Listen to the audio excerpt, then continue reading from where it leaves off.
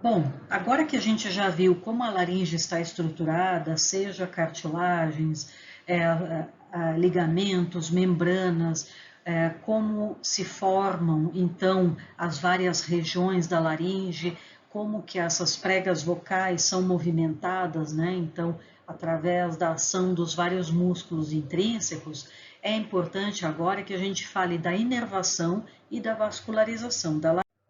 Quando a gente pensa na inervação da laringe, o que chama atenção é o seguinte: nós vamos ter basicamente dois nervos fazendo a inervação desta região. E a gente vai ver que essa ideia se repete para a vascularização também. Bom, nós temos um nervo laríngeo superior e um nervo laríngeo inferior, que no caso da inervação vai receber o nome de nervo laríngeo recorrente.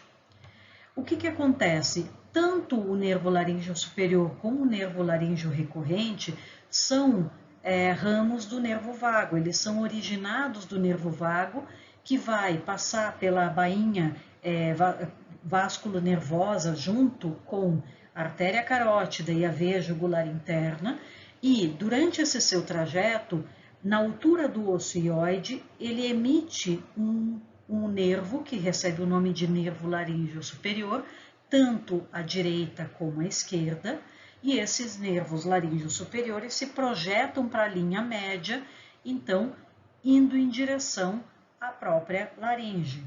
Quando esses nervos vagos, direito e esquerdo, chegam até a base do pescoço, ou o início da nossa cavidade torácica, a porção mais superior da nossa cavidade torácica, nós vamos ver uma outra característica interessante, que vai ser a formação de um pequeno ramo que se projeta medialmente e ascende. Então ele recorre, ele retorna de baixo para cima. No caso do lado do nervo vago direito, quando esse nervo passa pela artéria subclávia que acabou de se originar do tronco braquiocefálico, ele emite então esse nervo laríngeo recorrente que se dirige para a linha média e junto com a traqueia, então margeando a traqueia, ele se projeta para cima e chega até a laringe. Do lado esquerdo, quando o nervo vago passa agora não pela frente da artéria subclávia, mas pela frente do arco da aorta, que está se projetando para a esquerda, ele emite então um nervo laríngeo recorrente, que passa por baixo do arco da aorta, também se direciona para a região lateral da traqueia e ascende, então ele vai margeando a traqueia e ascende até chegar na região da laringe. Então, esses nervos laríngeos recorrentes, direito e esquerdo, se originam em alturas diferentes e é importante, é fundamental que a gente tenha em mente que eles não se originam na região cervical, mas sim já dentro da cavidade torácica. Por que isso é importante? Porque dependendo da relação desse nervo com diferentes estruturas, seja na cavidade torácica, seja na região cervical, quando ele está ascendendo, nós podemos ter efeitos diferentes sobre o funcionamento da musculatura intrínseca. Então, é muito importante que a gente tenha em mente como que esses nervos laríngeos recorrentes estão se originando. Nessa outra imagem, a gente vê pelo lado esquerdo, né, que o nervo laríngeo superior, assim que ele é originado, ele se direciona então para a laringe e ele emite um ramo interno que vai fazer a inervação sensitiva da mucosa da laringe acima das pregas vocais e vai se projetar aqui inferiormente de maneira superficial, então um ramo externo que vai chegar até o músculo cricotireoide. Ele é responsável apenas pela inervação motora do músculo cricotireoide, quando a gente fala de inervação intrínseca da laringe, da musculatura intrínseca da laringe. Quando a gente fala agora, né, então é o que está representado aqui, ele se projeta o seu ramo interno se projeta para fazer a inervação sensitiva da laringe acima das pregas vocais, e o ramo externo se projeta aqui para o músculo cricotireoide. Quando a gente fala agora do do nervo laríngeo recorrente, ele vem ascendendo, então, margeando a traqueia, entre a traqueia e o esôfago, então a gente vai ver que ele vai emitindo ramos, vai emitindo feixes que vão inervar traqueia e pescoço, mas em última análise, aqui nós temos uma imagem que simula a remoção dessas várias estruturas aqui mais externas da laringe, como a lâmina lateral direita, né, da cartilagem tireoide, e aqui a gente veria então esse nervo laríngeo recorrente inervando os músculos cricoaritenoides posterior e lateral, o músculo tireoaritenoide, o músculo vocal, então vai inervar, na verdade, todos os outros músculos intrínsecos da laringe. E dentro de músculo-função, a gente tem uma visão muito clara. O nervo laríngeo superior é responsável por inervar o músculo cricotireoide. O que o cricotireoide faz? Ele projeta a cartilagem tireoide para frente, tensionando a prega vocal. Então, ele inerva músculo tensor da prega vocal. Já o nervo laríngeo recorrente vai inervar todos os outros músculos, adutores, abdutores e relaxadores das pregas vocais. Essa é uma ideia extremamente importante. Por quê? Porque entendendo como esse nervo laríngeo recorrente à esquerda e à direita se origina e se direciona, uma alteração do funcionamento das pregas vocais pode indicar ou uma lesão local ou uma lesão do próprio nervo laríngeo recorrente. Então, nessa imagem, nós temos um nervo laríngeo recorrente dissecado. Aqui a gente tem ele margeando um pouquinho mais lateralmente a traqueia, não tão próximo do esôfago, e aqui ele se projetando embaixo de um dos lobos da glândula tireoide.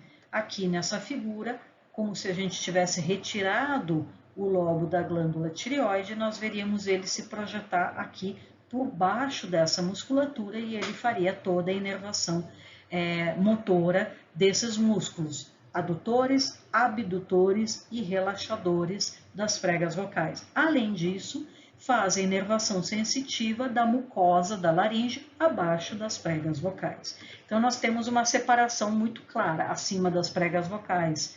A inervação sensitiva é feita pelo laríngeo superior, abaixo pelo laríngeo inferior, ou laríngeo recorrente.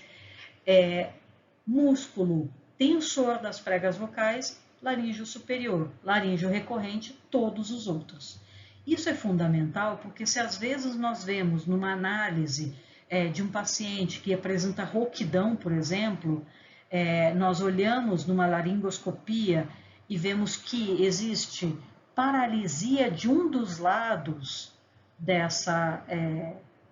de uma das pregas vocais, o que nós vamos entender? Não é uma lesão local da prega, por exemplo, que levaria a uma rouquidão, como um edema da prega vocal, porque a criatura cantou muito, gritou muito, fez qualquer atividade que irritou muito aquela mucosa e ela ficou edemaciada e a gente fica com a voz rouca, né?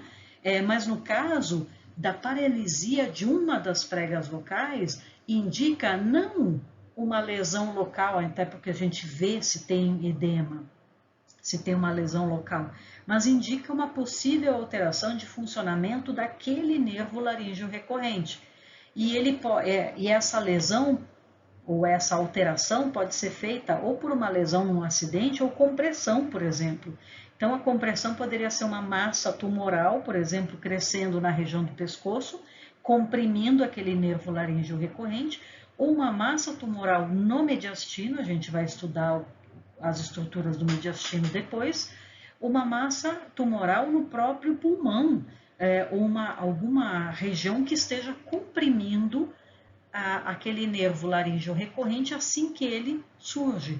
Então, nós podemos ter alterações do funcionamento do nervo laríngeo recorrente por uma compressão, por uma lesão, né, em função de algum acidente, e impossibilitando de forma permanente ou temporária o funcionamento daquele nervo.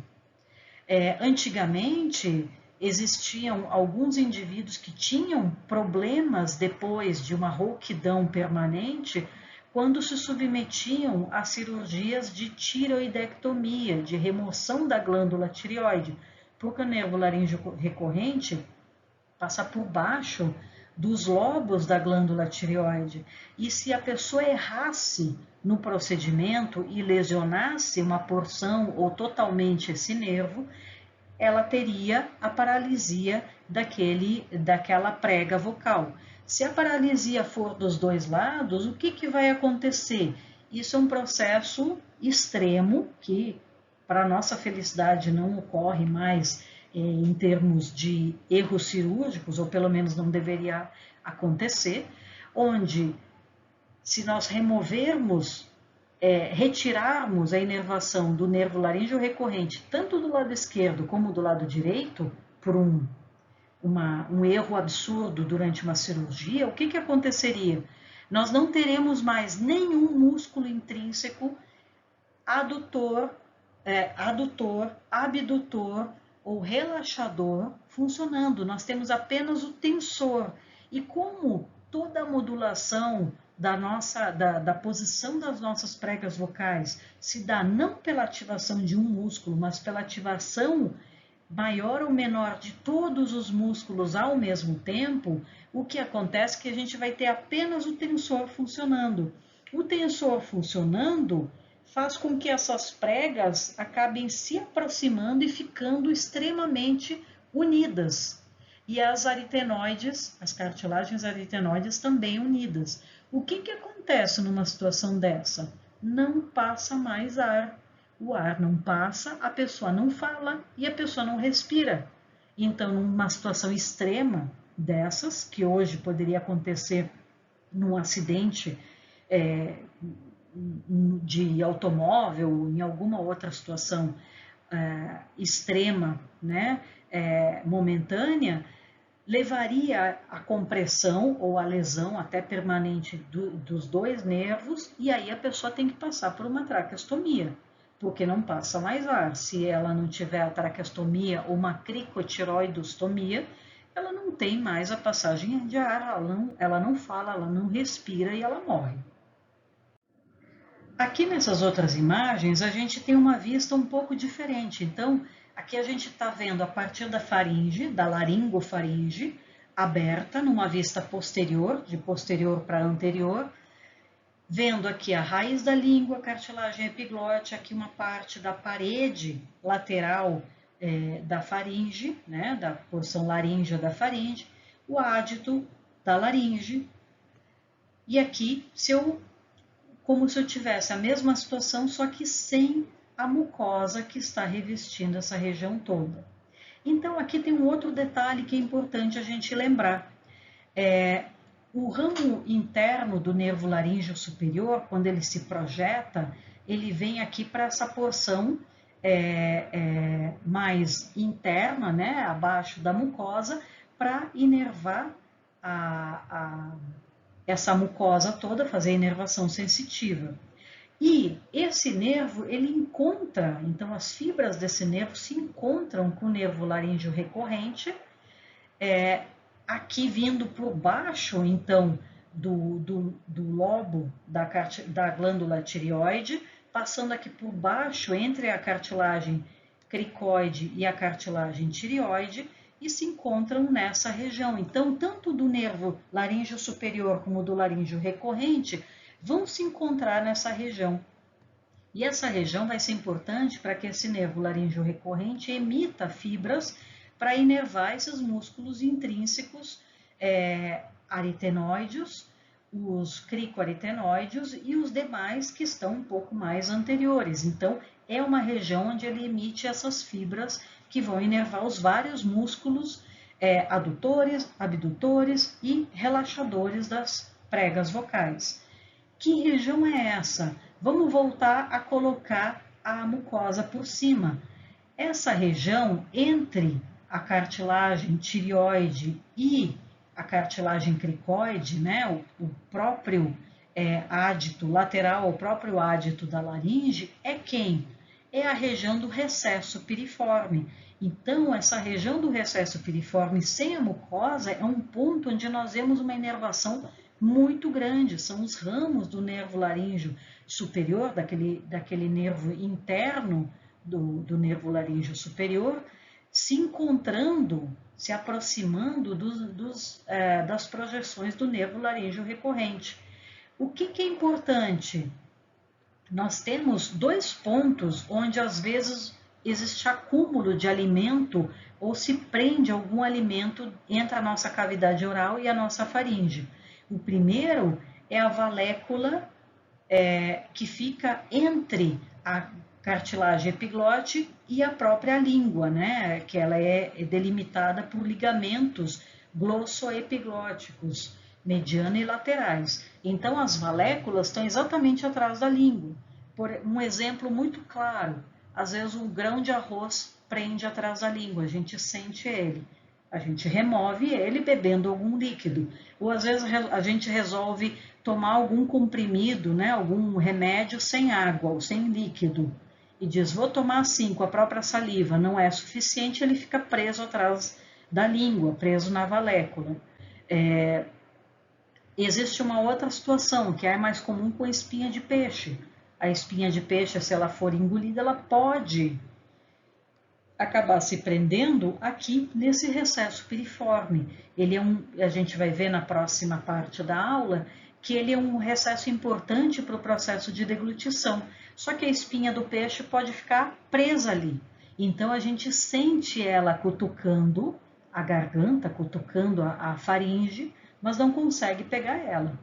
Tem pessoas que no desespero enfiam lápis, enfiam o dedo, enfiam o garfo, tentam tirar ele de qualquer jeito. E nisso elas podem provocar lesões importantes nessa região do recesso piriforme, provocando lesões na mucosa do recesso piriforme.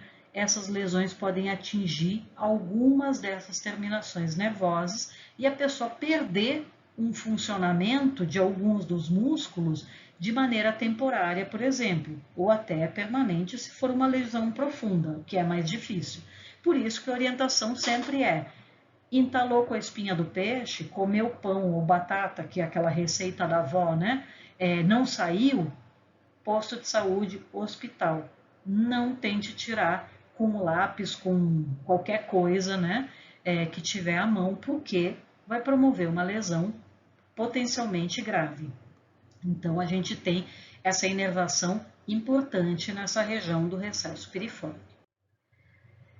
Como eu disse para vocês, o nervo laríngeo recorrente do lado direito se origina, então, do nervo vago quando ele passa anteriormente à artéria subclávia, e do lado esquerdo quando ele passa anteriormente ao arco da aorta. Então, nós vamos ver que ele vai se projetar, então ele vai recorrer, vai projetar de baixo para cima, margeando a traqueia e chegando até a região da laringe. Quanto à vascularização, nós vamos ver que tanto artérias como veias também vão ter, não a denominação recorrente, mas nós vamos encontrar artérias laríngeas superiores, artérias laríngeas inferiores, veias laríngeas superiores, veias laríngeas inferiores. Então, essa é uma forma bastante prática da gente entender como que se dá a irrigação arterial e drenagem venosa. Um outro ponto importante, a irrigação arterial, então, quando a gente fala da artéria laríngea inferior, ela é um ramo da artéria tireoide inferior. A artéria laríngea superior é um ramo da artéria tireoide superior. Então, nós temos artérias tireoides que se projetam, que se originam das artérias carótidas externas. Essas artérias tireoides, ao se direcionar para a glândula tireoide, emitem um ramo laríngeo, tanto à esquerda como à direita. Já a artéria laríngea inferior, ela é originada do tronco tireocervical, que é um tronco que se origina da artéria subclávia, e se projeta aqui para cima, um dos seus ramos vai ser a artéria tireoide inferior. Quando a tireoide inferior está se projetando em direção à tireoide, emite também um ramo, que é a laringe inferior. Então, laringe superior, originada da tireoide superior, laringe inferior, originada da tireoide inferior. Mesma ideia acontece com as veias, só que agora são veia tireoide superior, que vai drenar na veia jugular interna, e ao drenar na veia jugular interna, ela também recebe o sangue da laringe superior, e a veia tireoide inferior, que vai drenar na veia braquiocefálica, também recebe sangue. Agora eu não estou enxergando onde é que está a veia laringe inferior, não está representada, está aqui atrás. Então, as veias laríngeas inferiores drenam nas veias tireoides inferiores, que por sua vez, então, drenam nas veias braquiocefálicas. Então, nós temos uma ideia muito direta de drenagem de cima para baixo e de baixo para cima. Quando a gente fala da drenagem linfática da laringe, de novo, nós temos também uma drenagem linfática acima das pregas vocais e uma drenagem linfática abaixo das pregas vocais. Então, de novo, a gente tem esse tipo de divisão. Acima das pregas vocais, os vasos linfáticos vão drenar basicamente para linfonodos cervicais superiores. Deixa eu ver onde é que eles estão. Aqui, linfonodos cervicais superiores. Quando a gente tem essa drenagem linfática abaixo das pregas vocais, nós vamos ter então a drenagem ocorrendo para linfonodos cervicais inferiores, né? Aquelas superiores aqui são inferiores, então drenando para linfonodos cervicais inferiores, e também drenando para porções mais anteriores ou mais medianas, onde estão linfonodos pré-traqueais e paratraqueais. Então, nós vamos ter tanto uma drenagem sendo feita para a região, para a cadeia jugular, também para a região traqueal, paratraqueal, pré-traqueal.